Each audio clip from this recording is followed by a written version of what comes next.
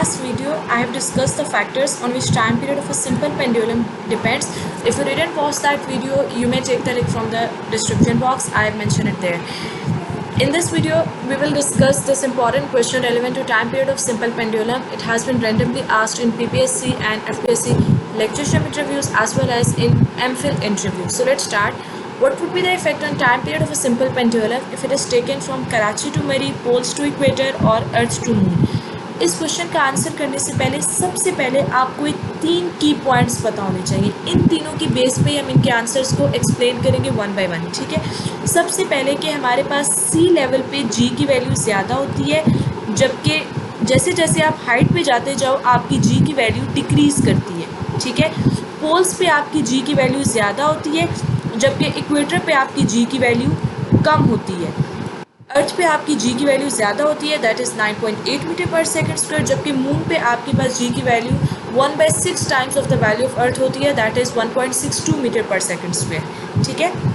अच्छा, अब हम वन बाय वन इस क्वेश्चन को डिस्कस करते हैं. सबसे पहले कि अगर हम अपने सिंपल पेंडुलम को कराची से मरी लेकर जाते हैं तो फिर हमारे टाइम पीरियड पे क्या फ़र्क पड़ेगा. ठीक है. तो सबसे पहले तो हमें ये पता होना चाहिए कि जो कराची है वो हमारा सी लेवल पे है, जबकि मरी हमारा हाइट पे है. ठीक है.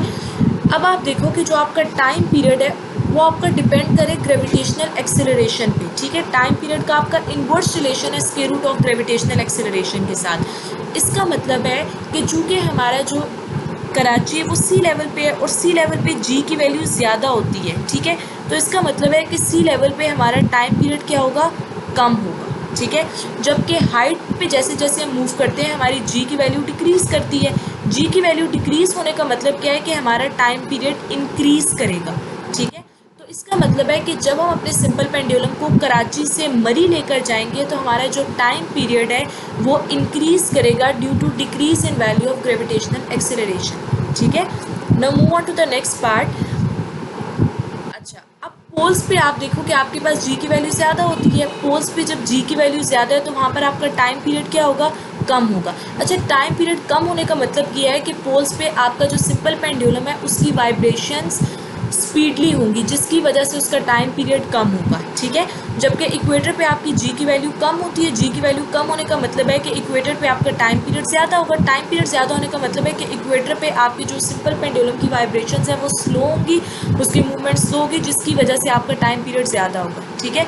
तो इसका मतलब है जब आप पोल से इक्वेटर की तरफ मूव करोगे तो आपके पास टाइम पीरियड इंक्रीज़ करेगा due to decrease in value of gravitational acceleration. ठीक है.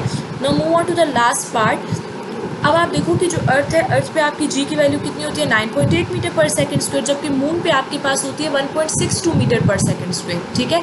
तो अब आपके पास चूँकि मून पे जी की वैल्यू कम है, ठीक है, और अर्थ पे जी की वैल्यू ज़्यादा है. अब अर्थ पे अगर जी की वैल्यू ज़्यादा है तो वहाँ पर आपके पास टाइम पीरियड भी क्या होगा, कम होगा. ठीक है. क्योंकि दोनों का इन्वर्स रिलेशन है. जबकि मून पे चूँकि आपके पास जी की वैल्यू कम है तो मून पे आपका टाइम पीरियड क्या होगा, ज़्यादा होगा. इसका मतलब है कि जब आप एक सिंपल पेंडुलम को अर्थ से मून पे लेकर जाओगे तो आपके पास जो उसका टाइम पीरियड है वो इंक्रीज़ हो जाएगा. ठीक है.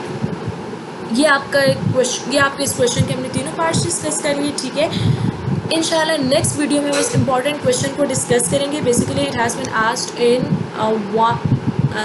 NUST interview, NUST MPhil physics interview once. Therefore, I want to explain it in detail.